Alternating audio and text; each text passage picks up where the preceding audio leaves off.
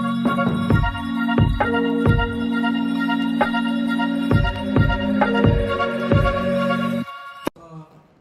evening to all of you. I hope you are having an enriching time here at IIT Gandhinagar, and welcome to the second day of our session on this IACMAG symposium. Hope you have had tea and sit back and relax in this session. So we are going to have three enriching keynote lectures in this particular session. So the speakers are going to be Professor Elgamal, Professor Ajin Haldar, and Professor Marshall Mukherjee. So it's my honor first to introduce Professor Ahmed-Waeil to all of you. Professor Elgamal is a professor of structural engineering at UC San Diego. He is an expert on earthquake engineering and computational geomechanics. Incorporation of emerging information technologies into structural engineering is currently one of his main research areas and interests.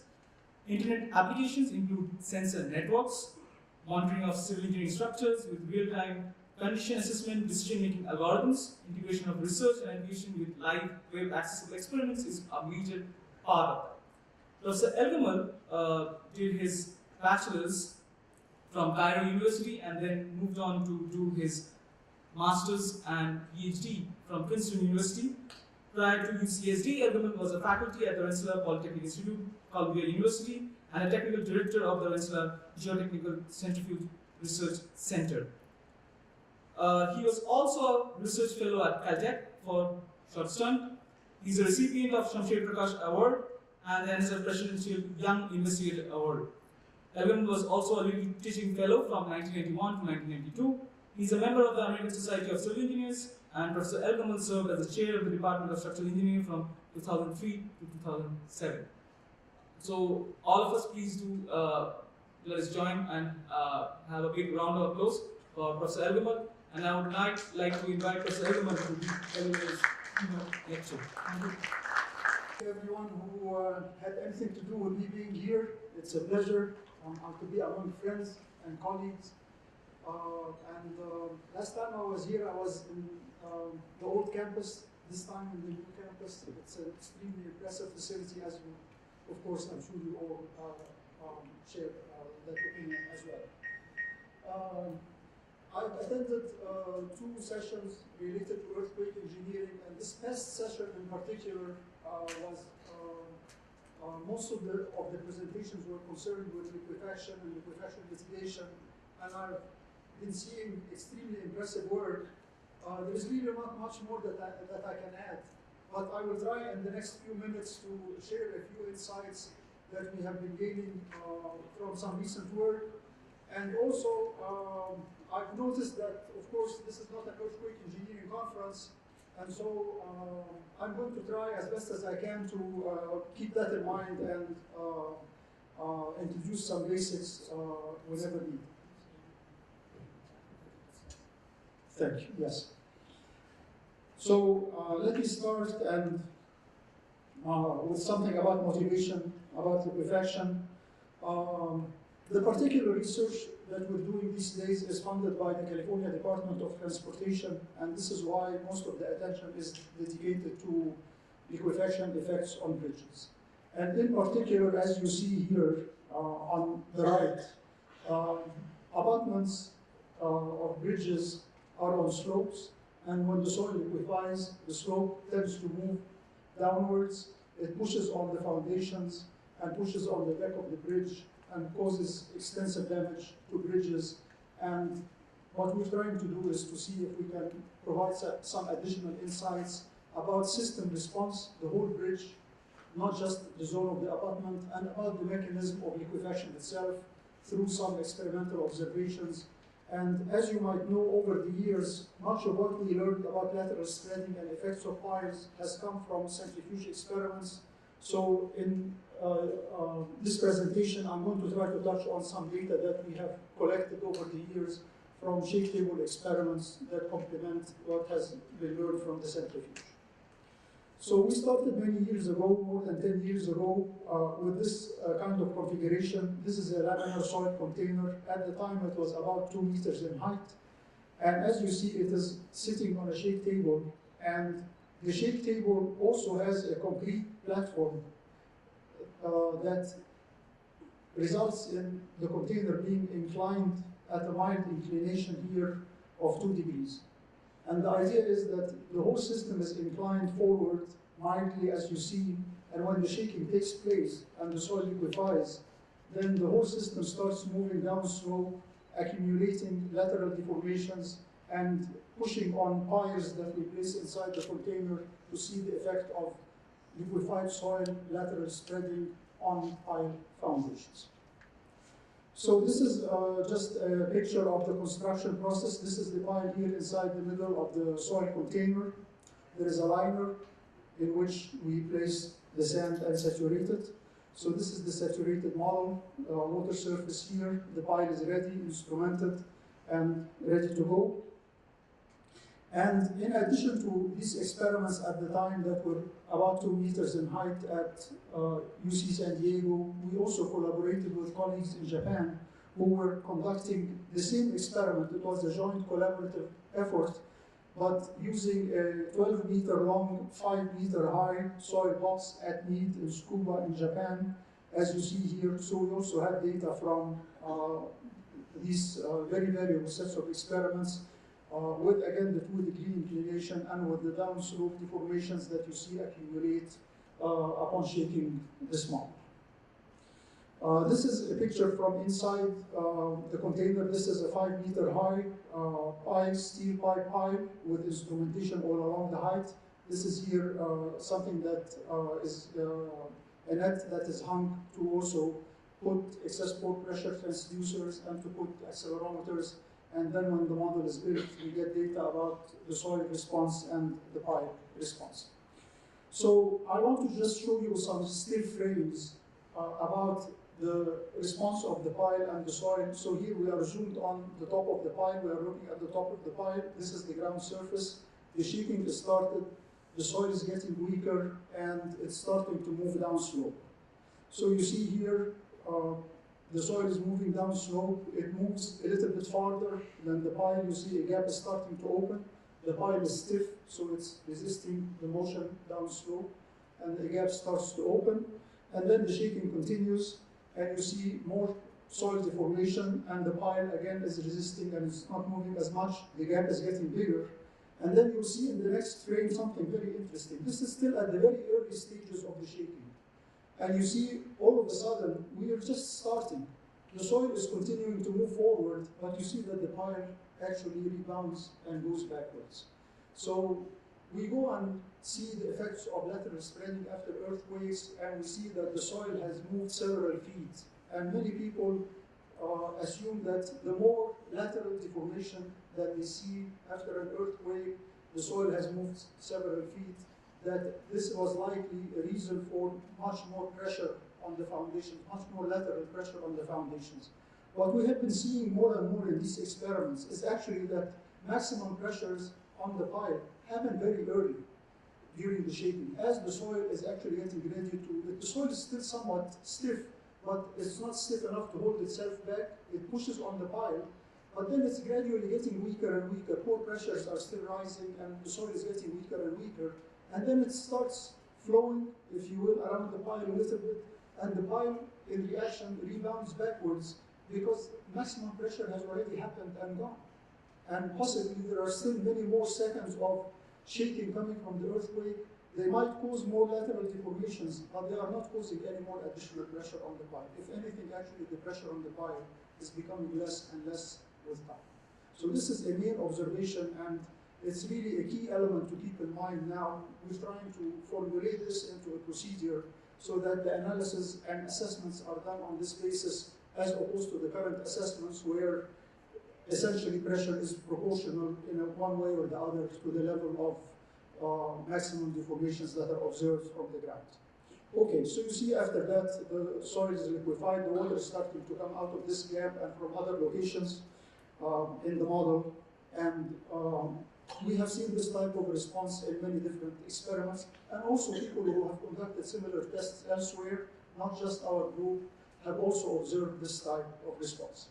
So in this series of experiments, we had a liquefied soil layer 5 meters in height in one test. There were 2 piles. And in another experiment, we had a crust that where the water table was below ground surface.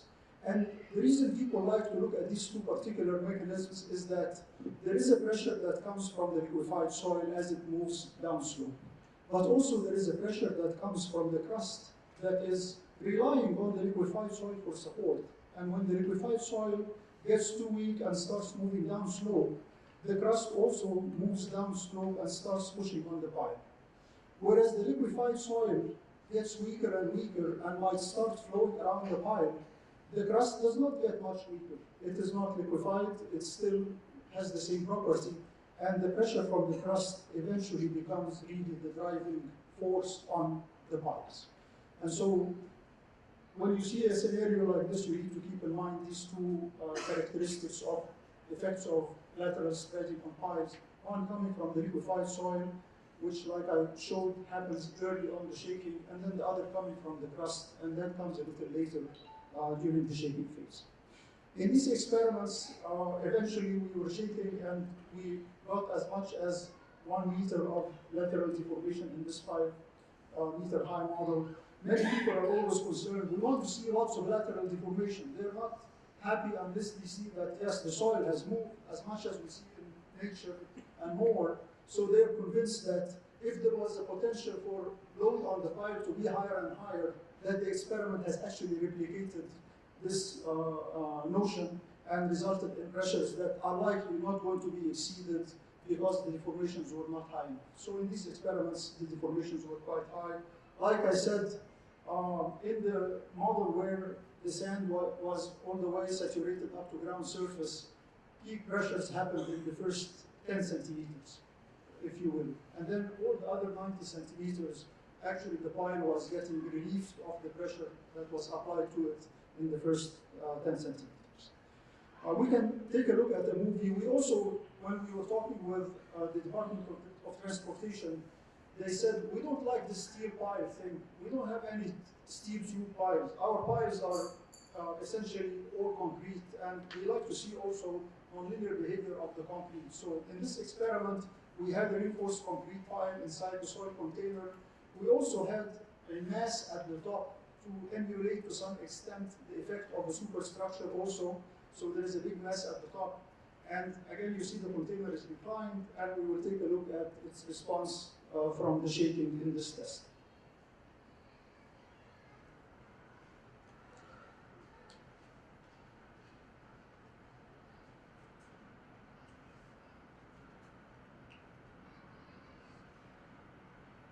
You see it started to move down slope, and then the pipe got broken, and you see now that it is lurching forward because midway during the shaking event, the pipe was broken. We are looking now at the top. This is the mass at the top of the pile head. You see again the soil moving forward, the pile is resisting, and then the pile is broken, and you see now that it broke, it actually closed the gap and even moved farther than the soil. The responses before the pile broke and after the pile broke are very interesting to also see because they are quite different, as I'm going to try to see in a second, to try to show you in a second. Okay, so we are looking first at the crust response at the top. This is the soil above the water table.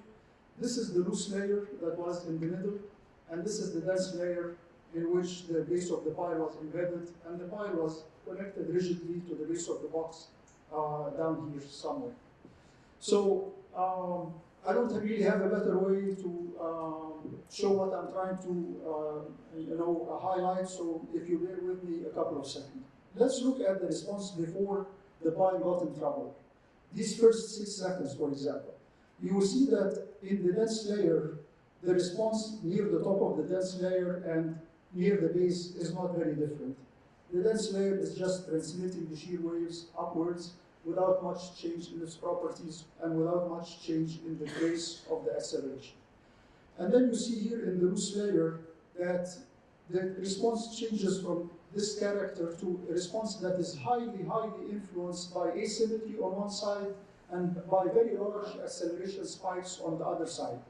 And you will see in a second that these are a direct consequence of large shear strains happening in the base part of the loose layer associated with dilated soil response. The soil dilation that happens at large shear strains results in this consequence of very high peak accelerations on one side and very low on the other.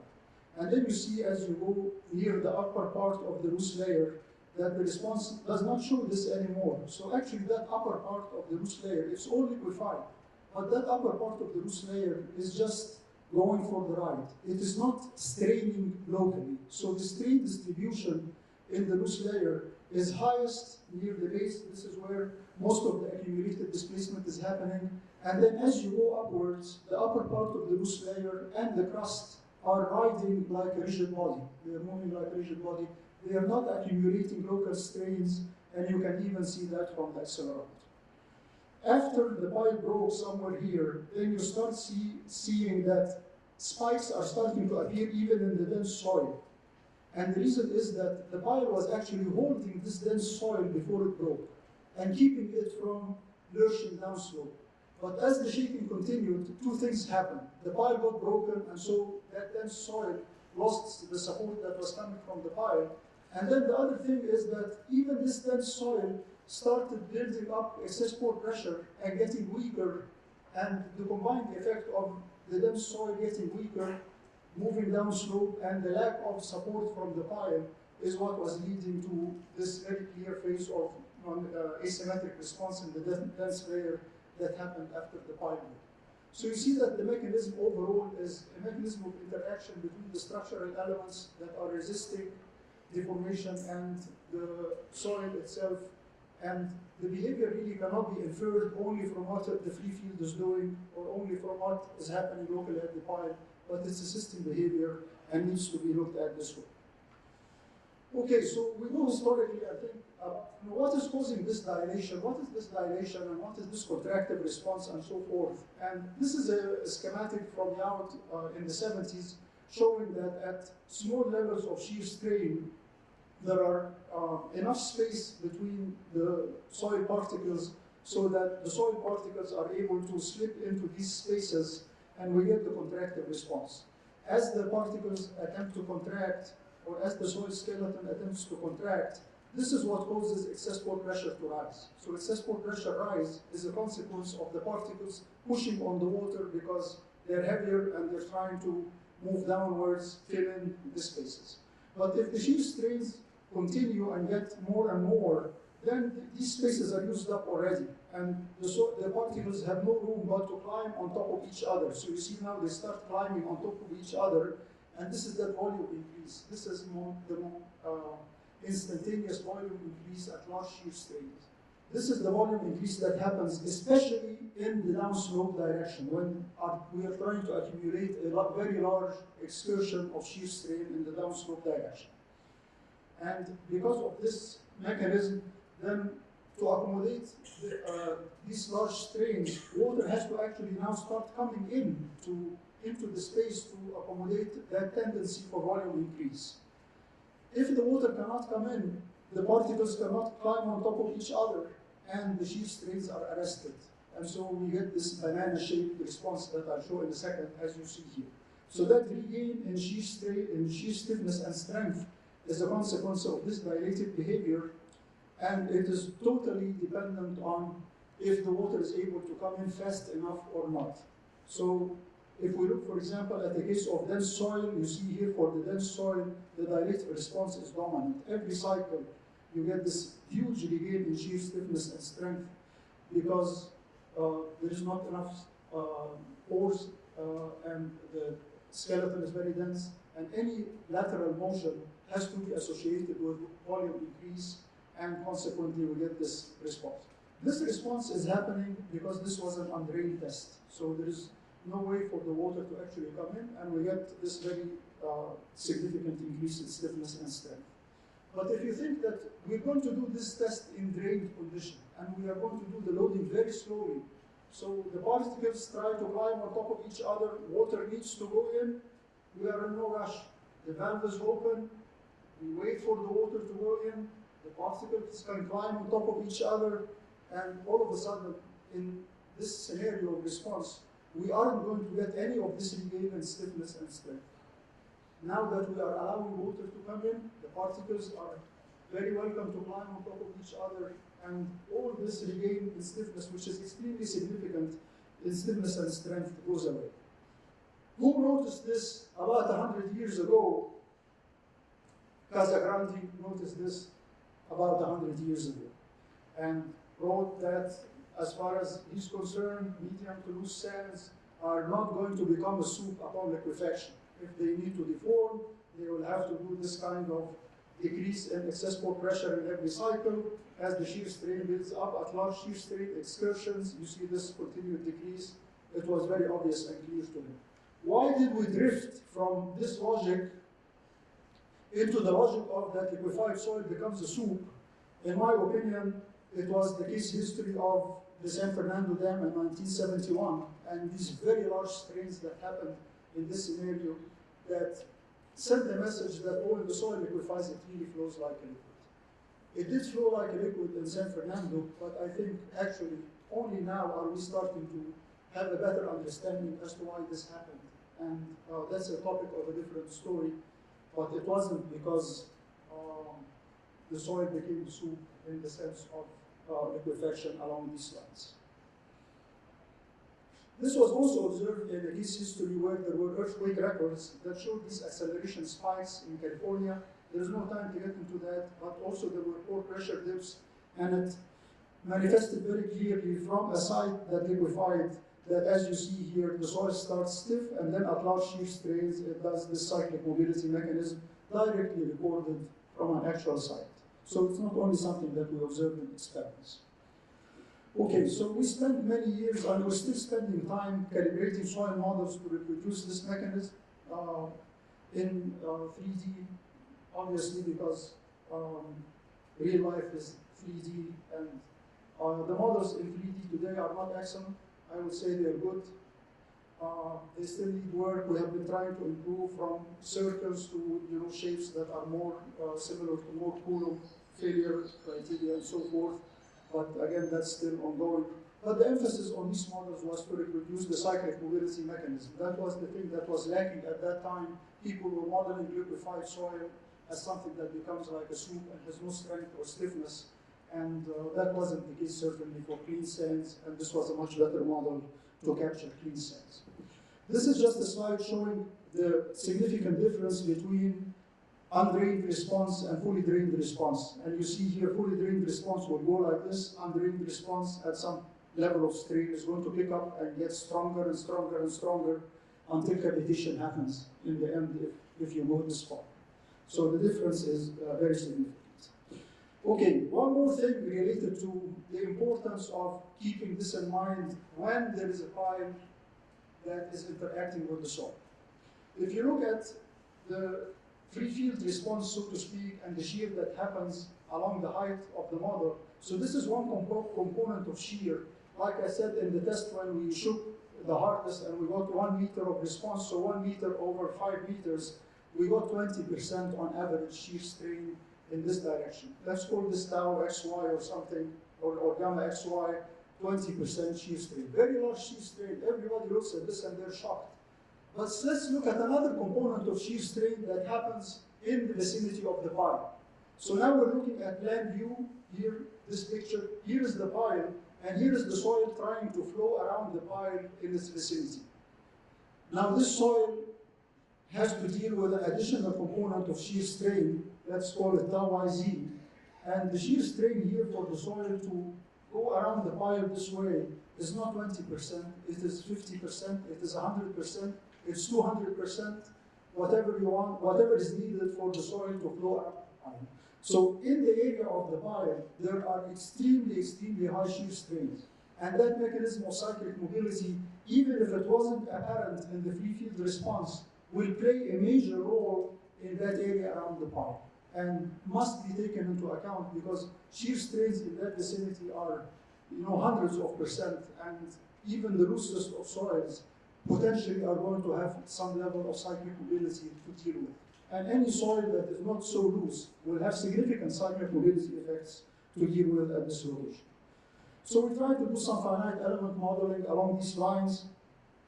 And we had data, as you saw, from the experiments on the piles and in the ground.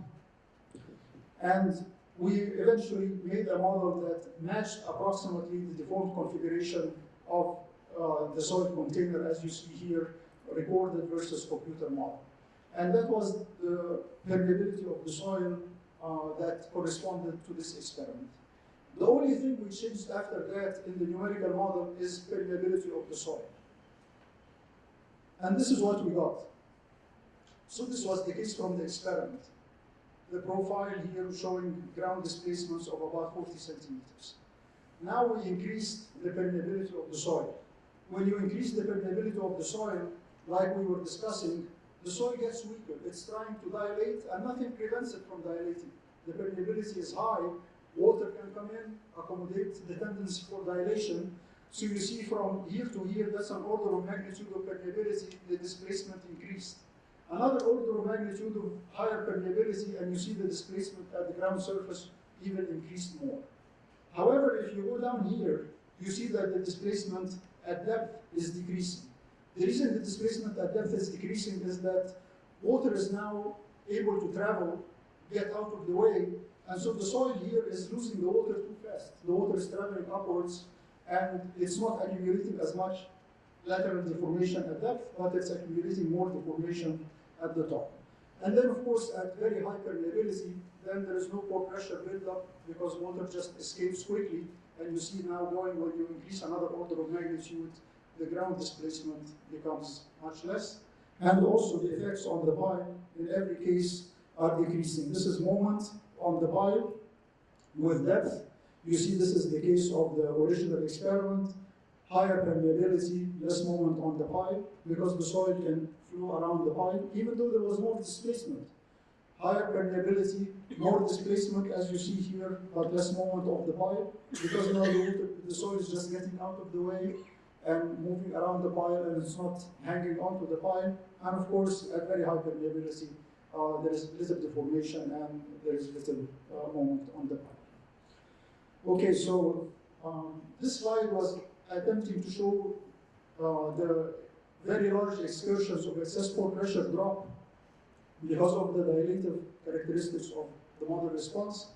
For the case of the low permeability, as the permeability gets higher and higher, you see the negative excursions of pore pressure disappear. In the end, there is no problem, the permeability is too high. Okay, so there is a very important impact of permeability on just soil response and lateral spreading. But there is a crucial impact of permeability on lateral loads on piles. Like we were showing, the strains around the area of the pile are of the order of hundreds of percents. So cyclic mobility is extremely, extremely important in the vicinity of the pile and dictates what happens to the pile.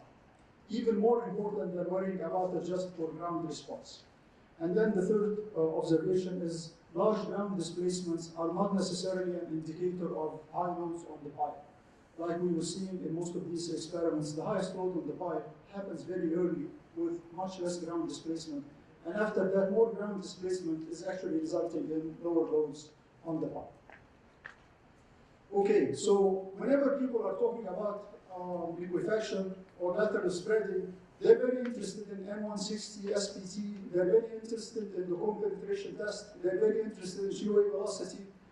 And then some people might say, yeah, we also are interested in fines content, and then we are going to make a correction for equivalent clean sand and so forth. And no one really brings up in any clear way the significance of permeability. This number is a number that is an essential number. It is as important, in my opinion, depending on the gradation of the soil, of the grains, as N160 or as the cone penetration resistance. And I hope to see in the literature as time goes by that permeability receives the attention it deserves. It's an extremely important number.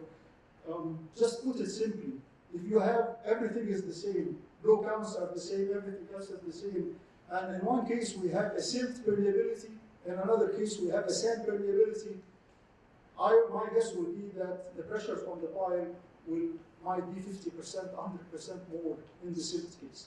All what we have changed is permeability and nothing else. So, like I said, I hope we are going to see more of this gaining attention and becoming more clear in people's mind that this number is just not a trivial number, especially when we are going from sands to materials that have fines. Okay, the second part of the discussion is related to now translating this to a system. So these are some actual bridges that were given to us to look at in terms of the effect of lateral spreading. So you see in this bridge, part of the bridge is supported on columns. The other part of the bridge is supported on walls here on 2x2 piles.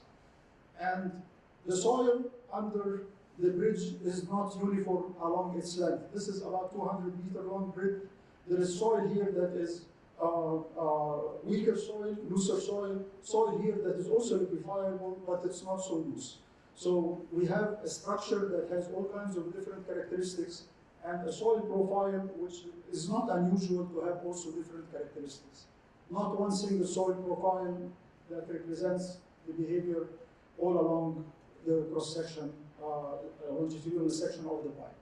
Another thing to keep in mind here is that you see the weak soil or the liquefiable soil is extending all the way from the left to the right. It's not the same soil, it's all poor soil, but there is poor soil and liquefiable soil all along the cross-section of the pipe. And I will come in a second to bring up why this is something interesting and also should be kept in mind. So for our analysis, since we are interested in lateral deformations, we are looking at the longitudinal response. And we are going to take a 3D slice, a representative slice in the plan view of the bridge of about 2 meters in width and do a study, a 3-dimensional study of that soil and bridge together. So here is the model.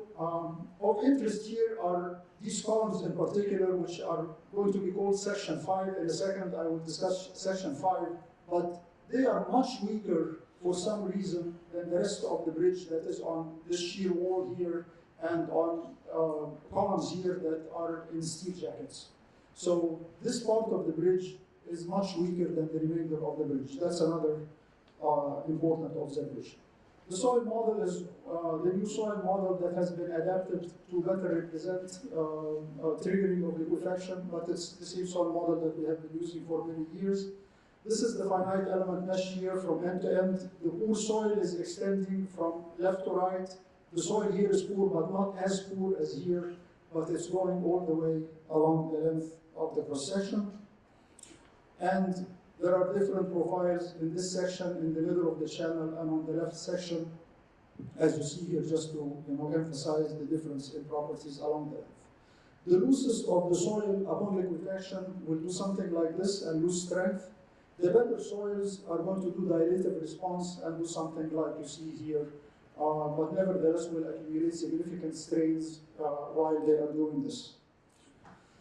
Here is that section 5, which is the right part of the bridge, and you see how weak in terms of moment curvature this section is compared with all the other sections in the bridge, so that later when we try to do some mitigation, one of the things that we can do is that we can encase these columns in steel jackets as well and raise their moment curvature capacity as one of the more possible mitigation strategies.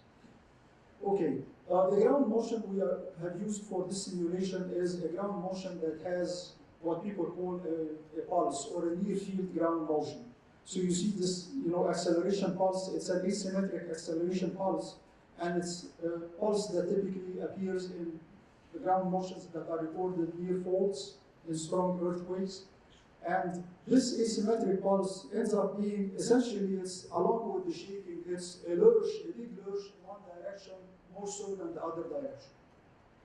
And this is going to cause also a lurch in the ground deformation, in the permanent ground deformation, as you will see in a second. So when we shake, the 15-second duration, somewhere around the occurrence of the pulse is where confinement goes to zero. So confinement over initial confinement, as you see, keeps on decreasing and then goes to zero, and the soil is liquefied after this time. This is in the poorest sections of the soil. As you go deeper, the soil is better, and it takes longer to liquefy. As you see here, very deep in the dense sand, the soil never loses confinement, and at best goes to half of its original confinement.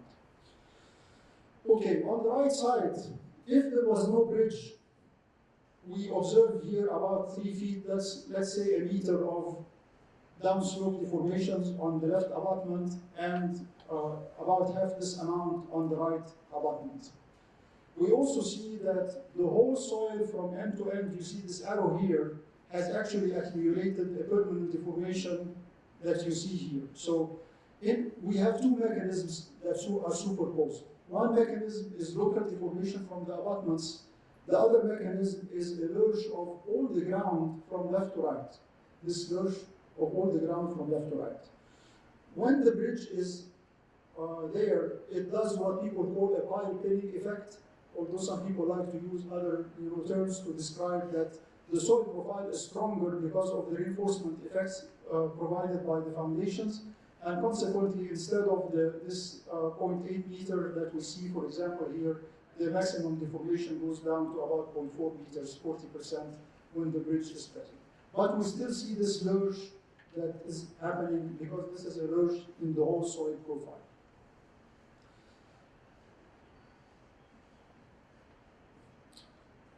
We also want to acknowledge the significance of inertial shaking. So we also look at the time instant of maximum deck displacement. So this is when the whole bridge was moving in one direction, so to speak, along with the instant of at end of shaking when we have deformations happening on opposite directions because of the downslope deformations on both sides. So you see, because of at this maximum deck displacement, on this side there is much more motion than on this side. This part of the bridge pushes on this part of the bridge, and we get compressive force in the deck, as you see here. This expansion joint had not closed at this time step, so there is no compressive force to speak of on that part of the bridge, but there is compressive force on this part of the bridge. Another thing that is very interesting to notice is that the foundations at the middle of the channel, the soil in the middle of the channel is not moving to the right, is not moving to the left, so the foundations are not moving to the right or to the left. But the deck is moving, and the foundations are not moving, and you will see in a second that this will result in large curvature demands on piles that are, or on supports that are in the middle of the channel. Everyone is worried on the supports on the left side near the abutment and the right side near the other abutment, but these ones that are in the middle of the channel get in trouble because there is deck deformation and there is no lateral deformation in the soil to move them, so they end up suffering much curvature. When we have pressure on both sides at the end of shaking, the abutment on this side is pushing, the abutment on this side is pushing, then we get compression all along the deck, as you see here. And we're trying to explain, what happened to the bridge. So you see what happened to the ground, what happened to the bridge. So we're trying to describe this in terms of ductility demand. Ductility demand is how much additional deformation happens in excess of the deformation that triggers nonlinear response in moment curvature. So if we get double the deformation, that's a ductility demand of 2. So you see here, these dark circles are, of course, at the edges of the bridge where trouble is expected, but they also happen at the middle of the bridge where the foundations are not going to the right or to the left, but the trouble is happening because the deck is moving and the foundations are not moving. Okay, so the deck is moving and the foundations are not moving, that causes trouble. On this side, the deck was pushed from the left side so that it's pushing on the right side, and then you get downslope deformations acting on the pile on this side, and so the piles on this side are in trouble twice. Once because of the local deformation from the abutment on this side, and the other is because the deck is pushing on the opposite way, and you get this double curvature on the piles on this side. So trouble on this side of the bridge is causing effects on the right side of the bridge all the way on the other side.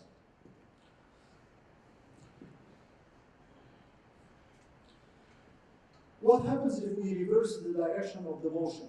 You remember that lurch that I said pushes the ground and causes global deformation to happen? If you reverse the direction, actually, in this particular case, we use the worst case scenario to do our presentation. When you reverse the direction now, that lurch is in the opposite direction, and it's actually helping a little bit with the local deformations, so we end up with ductility values that are much less. So if you have these near field ground motions and you have this type of soil profile that extends all along the length of the bridge, you need to be conscious of that possibility of that the ground moving all globally might superpose additional displacements on what the abutments are doing and get the bridge in more trouble, or might do the opposite, and so you need to take the worst case of the two.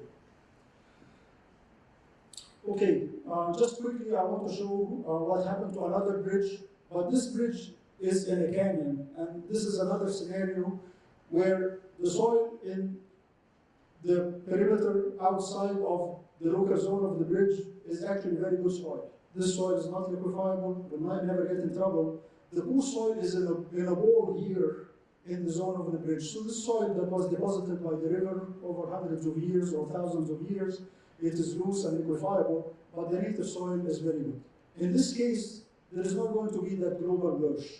But what you're concerned with, because the canyon is narrow, is that the soil on this side, as it tries to go down slope, is going to fight the soil on this side, which is also trying to go down slope, and both of them are going to fight each other and actually help reduce the trouble that comes from local deformation if you look at each side on its own.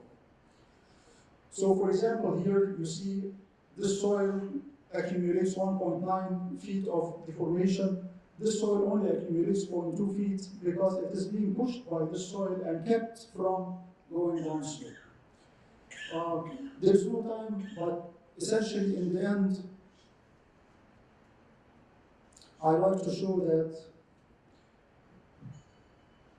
the deformations, the large deformations that happened on this side actually resulted in trouble again on the other side, because the deck moves a lot to the left, pushes on the piles here. The ground here, as you might remember, did not move very much. It was supported by this soil lurching down slope and keeping it from going downwards. But the trouble happened because the deck transmitted the loads to the other side and pushed the piles and got them in trouble. So you really need to look at things as systems. I try to show two flavors. One of them is these interacting slopes in narrow canyons. The other one is the lurching that is superposed on top of global or local deformations at the abutments. Okay, someone might say, this is way too complicated. No one is going to do this, including people who do design and so forth. So we try to put together a tool that would allow engineers to do some work and learn something from a model that has to be a global model. You still have to have a global model. So this software is known as MS Bridge. It is available at this website, soilquake.net, if you like to try it out. And the soil in this model is represented by PY springs. Okay, lateral PY springs of all kinds are available to represent the ground. And then on the one side that you think that there are going to be lateral deformations, you can use the simplified logic that many people are adopting. Here is the soil, it accumulates free field deformations. The free field deformations are transmitted to the piles by PY springs this way.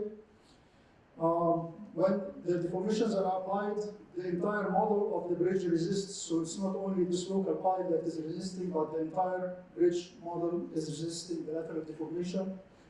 And with the logic of pile pinning, you end up with a certain amount of displacement that you need to apply on the bridge. And if you translate peak accelerations from any earthquake into displacements, you can apply those systematically, and you can get in the end a picture of response that is in the form of a repair cost ratio for the bridge versus peak ground acceleration, as you see here, following logics of performance-based earthquake engineering that have been developed by the Peace Center for many years. We are basically using work that we have been doing with others for many years to do this. The bridge model allows you to do strategies for retrofit. For example, you can add piles, you can add bigger piles, and you can get also response in terms of bottom line. What happened to the bridge? Did I really save? If I spend this money up front, what do I save? So for example, you get repair cost ratio versus peak ground acceleration for the existing bridge for retrofit A, which was the smaller piles, retrofit B, which is the bigger piles, And tools like this are really what, in the end, what the decision maker is looking for. If I spend money up front, how much that safety is that going to buy me? And that depends on the seismic, expected seismicity at the location of the bridge. Okay, I'm going to change gears, but just quickly to share with you some of the things on our mind related to this softening behavior that many soils describe. It could be because loss of cementation, it could be because this is frozen soil, it could be because this is cemented soil, it could be because this is sensitive clay. There are many, many soils that describe this kind of softening behavior, shear stress versus shear strain. There is no three-dimensional model that does cyclic response of these for earthquake applications. And we have been working on a model, multi-yield surface model, that basically once you reach this point and you go beyond, it actually shrinks the sizes of the yield surfaces and the stiffnesses of the yield surfaces so as to reproduce this kind of behavior for softening materials. It works in 3D. As you see here, many deformation mechanisms are actually 3D. Very few happen in real plane strain. And so a 3D model to do this is a good idea. As you see here, if you compare it to the one that doesn't do softening, you see you get much more deformations from this type of model, and we have been working on that. And we're trying to apply it to a 3D slope. On this side, the slope is mild. On this side, the slope is steep. And as you see, of course, the characteristics result in much more deformation on the steep side. Okay, if you would like to try some of these tools, they are available at soilquake.net. There is OpenCSPL and many other tools. MS Bridge also is available there. So please take a look if you like to try some of these things. And maybe just quickly, I will end by showing you a little bit of one of the larger experiments that we conducted recently in San Diego on our outdoor shade table. The model is 5 meters in height, and there is a pile also. Experiments that are very similar to the ones that were done in Japan that I showed earlier.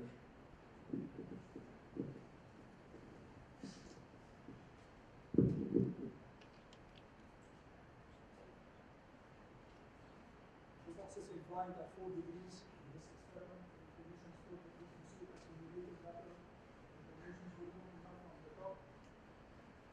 The pile is here in the center.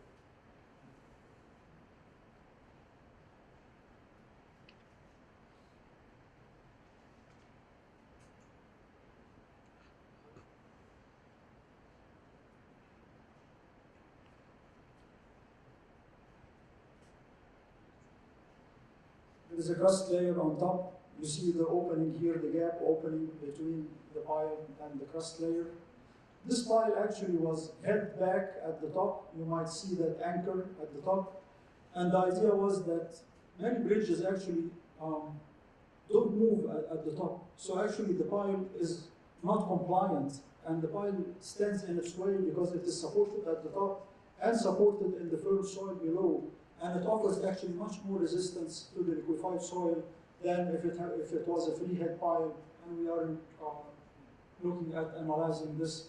But that's another aspect that would lead piles to offer much more resistance than what people include today in their analysis.